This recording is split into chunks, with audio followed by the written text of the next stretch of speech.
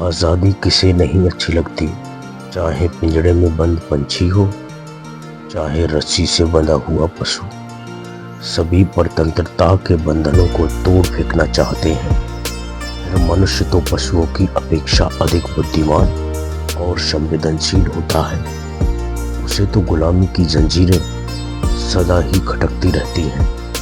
सभी देशों के इतिहास में आज़ादी के लिए अपने प्राणों की बलि देने वाले वीरों के उदाहरण मिलते हैं।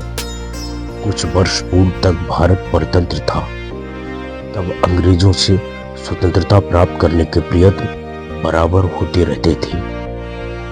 सन 1857 ईस्वी में एक ऐसा ही सामूहिक संघर्ष भारतीय लोगों ने किया था। उसके बाद भी यह संघर्ष निरंतर चलता रहा। जनता में आज़ादी की चिंगारी सुलगाने का काम प्रायः क्रांतिकारी किया करते थे। अंग्रेजों को भारत से किसी भी प्रकार निकाल बाहर करने के लिए वे कटिबद्ध थे। ऐसे क्रांतिकारियों को जब भी अंग्रेजी सरकार पकड़ पाती, उन्हें फांसी या काले पानी की सजा देती। भारत माँ की आज़ादी के लिए अपने प्राणों की आहुति देने वाले ऐसे क्रांतिकारियों में चंद्रशेखर आजाद का नाम अग्रगण्य है। चंद्रशेखर आजाद का जन्म एक बहुत ही साधारण परिवार में मध्य प्रदेश में झाबुआ जिले के एक ग्राम में हुआ था। उनके पिता का नाम पंडित सीताराम और माता का जगरानी देवी था। बचपन से ही वे बहुत साहसी थे। जिस काम को करना चाहते थे उसे करके ही दम लेते थे। एक बार वे लाल रोशनी वाली दियासलाई से खेल रहे थे। उन्होंने साथियों से कहा कि एक सलाई से जब इतनी रोशनी होती है तो सब सलाइयों के एक साथ जलाए जाने से ना मालूम कितनी रोशनी होगी। तब साथी इस प्रस्ताव पर बहुत खुश हुए, पर किसी की हिम्मत नहीं पड़ी कि इतनी सारी सलाइयों को एक साथ जलाएं, क्योंकि रोशनी के साथ सलाई में आंच भी होती थी। एक सलाई की आंच झेलना तो कोई बात नहीं थी, और सब सलाइयों को एक साथ झेलने का खतरा कौन मोल लेता। इस पर चंद्रशेखर सामने आए और उन्होंने कहा, मैं एक साथ सब सलाइयों को जलाऊंगा। उन्होंने ऐसा ही किया। तमाशा तो खूब हुआ, किंतु साथ ही उनका हाथ भी जल गया, पर उन्होंने उफ तक नहीं की। जब लड़कों ने उनके हाथ की तरफ देखा तो मालूम हुआ कि उनका हाथ बहुत जल गया है। सब लड़के उपचार के लिए दौड़ पड़े, पर चंद्रशेखर के चेहरे पर पीड़ा का कोई प्रभाव न था। वे खड़े खड़े मुस्कुरा रहे थे। प्रारंभ में चंद्रशेखर संस्कृत पढ़ने के लिए काशी भेजे गए, पर उनका मन वहां नहीं लगा और वे भागकर अपने बाबा के घर अलीपुर स्टेट पहुंच गए। यहाँ पर उन्हें भीलों से मिलने का मौका मिला, जिनसे उनकी खूब घनिष्ठता हो गई। उन्होंने उनसे धनुष बाण चलाना सीखा और थोड़े ही दिनों में वे अच्छे निशानेबाज हो गए। उनके चाचा ने जब यह बात सुनी तो उन्हें फिर काशी भेज दिया गया, जिससे कि कम से कम उन भीलों का साथ तो छूटे। इस बार वे काशी में टिक गए। काशी में धार्मिक लोगों की ओर से संस्कृत के छात्रों के लिए छात्र निवास तथा क्षेत्र खुले हुए थे। ऐसे ही एक स्थान पर रहकर चंद्रशेखर संस्कृत व्याकरण पढ़ने लगे, पर इसमें उनका मन नहीं लगता था। स्वभाव से उन्हें एक जगह टिककर बैठना अच्छा नहीं लगता था। इस कारण वे कभी कभी गंगा में घंटों तैरते, तो कभी कथा वाचने वालों के पास बैठकर रामायण, महाभारत और भागवत की कथा सुनते थे। वीरों की गाथाएं उन्हें बहुत पसंद थी। चंद्रशेखर जब 10-11 वर्ष के थे, तब जलियांवाला बाग का भयंकर हत्याकांड हुआ, जिसमें सैकड़ों निरपराध भारतीयों को गोली का शिकार होना पड़ा। जलियांवाला बाग 4 दीवारों से घिरा एक मैदान था, जिसमें से बाहर निकलने के लिए केवल एक तरफ एक पतला सा रास्ता था। यह रास्ता इतना संकीर्ण था कि उसमें से कार भी नहीं जा सकती थी। एक दिन जलियांवाला बाग में सभा हो रही थी।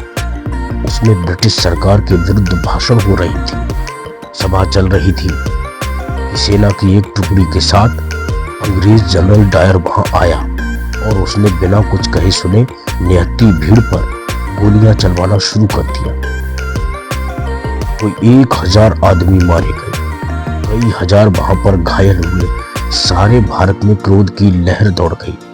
आजाद ने भी इस दर्दनाक घटना का वर्णन सुना।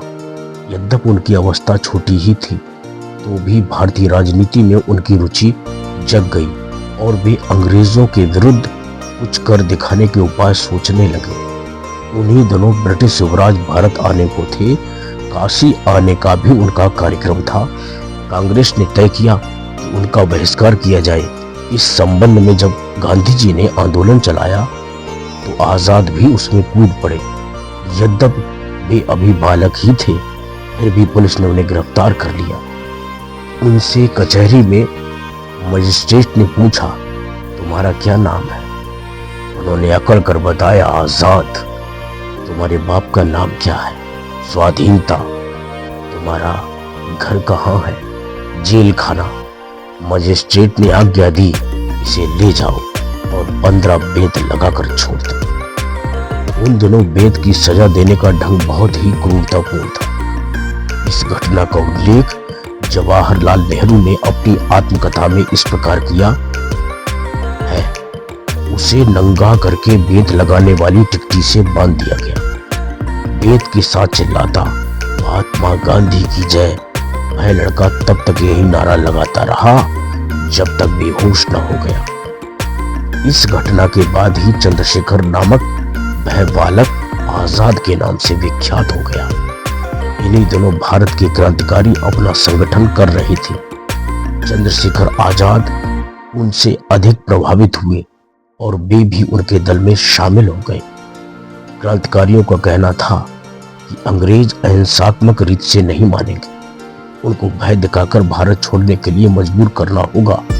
चंद्रशेखर आजाद जिस क्रांतिकारी दल के सदस्य बने वह बहुत बड़ा था और सारे भारत में उसकी शाखाएं फैली थीं।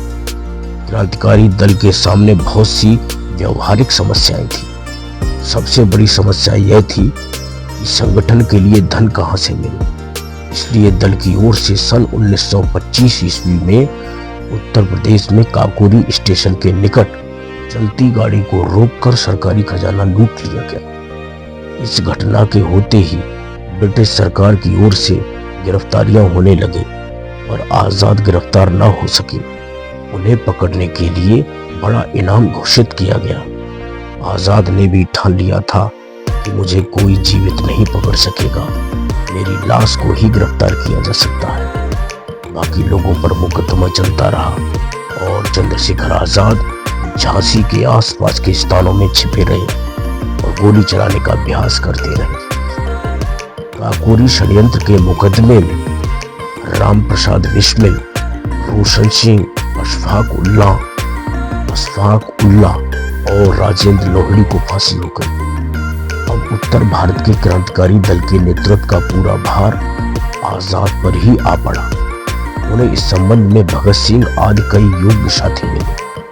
संगठन का काम जोरों से होने लगा। इन्हीं दिनों ब्रिटिश सरकार ने विलायत से साइमन की अध्यक्षता में एक आयोग भेजा। जब आयोग लाहौर पहुंचा तो सभी दलों ने इसके विरुद्ध प्रदर्शन किया। इस प्रदर्शन में वयोवृद्ध नेता लाला लाजपत राय की लाठी की। लाला लाजपत राय को लाठी की खतरनाक चोटें आई। इन्हीं चोटों के कारण कुछ दिनों बाद उनका प्राणांत हो गया। इससे देश का वातावरण बहुत विक्षुब्ध हो गया। चंद्रशेखर आजाद, भगत सिंह, शिवराम, राजगुरु और जयगोपाल ने यह तय किया कि लाला जी की हत्या के लिए जिम्मेदार स्कॉट या सैंडर्स को मार डालना चाहिए। 17 सितंबर 1928 को इन लोगों ने पुलिस सुपरिटेंडेंट सैंडर्स को गोलियों से भून डाला और इनमें से कोई भी पकड़ा ना जा सका। सरदार भगत सिंह और वटकेश्वर दत्त ने सरकार की दमन नीति का विरोध करने के लिए 7 अप्रैल सन 1929 को केंद्रीय असेंबली में बम फेंका। यद्यपि वे जानते थे कि वे पकड़े जाएंगे और उन्हें फांसी होगी, तो भी वहां से भाग निकलने की बजाय वे असेंबली भवन में ही अंग्रेजों के विरोध में नारे लगाते रहे। वे दोनों गिरफ्तार किए गए और उन पर लाहौर षड्यंत्र केस चला। किंतु चंद्रशेखर आजाद अब भी पकड़े नहीं जा सके।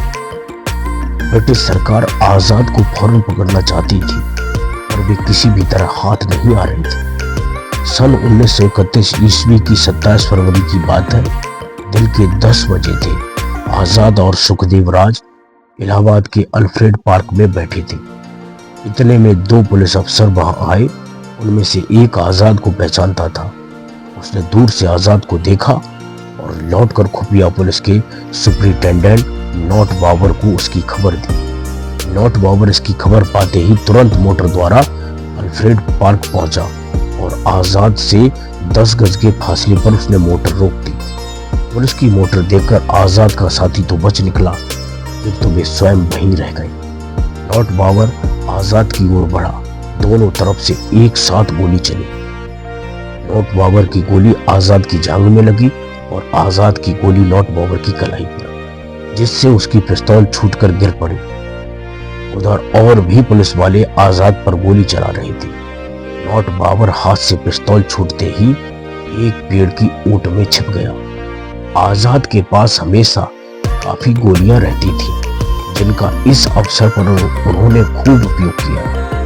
नॉट बाबर जिस पेड़ की आड़ में था, आजाद मानो उस पेड़ को छेदकर नॉट बाबर को मार डालना चाहते थे। पूरे 1 घंटे तक दोनों ओर से गोलियां चलती रही। कहते हैं जब आजाद के पास गोलियां खत्म होने लगी तो अंतिम गोली उन्होंने स्वयं अपने को मार ली। इस प्रकार वह महान योद्धा मातृभूमि के लिए अपने प्राणों की आहुति देकर सदा के लिए सो गया। अपनी ये प्रतिज्ञा उन्होंने अंत तक निभाई कि वे कभी जिंदा नहीं पकड़े जाएंगे। जब आजाद का शरीर बड़ी देर निष्पन्न पड़ा रहा, तब पुलिस वाले उनकी ओर आगे बढ़े, किंतु आजाद का आतंक इतना था कि उन्होंने पहले एक गोली मृत शरीर के पैर में मारकर निश्चय कर लिया कि वे सचमुच मर गए हैं। आजाद जिस स्थान पर शहीद हुए, वहां उनकी एक प्रतिमा स्थापित की गई है।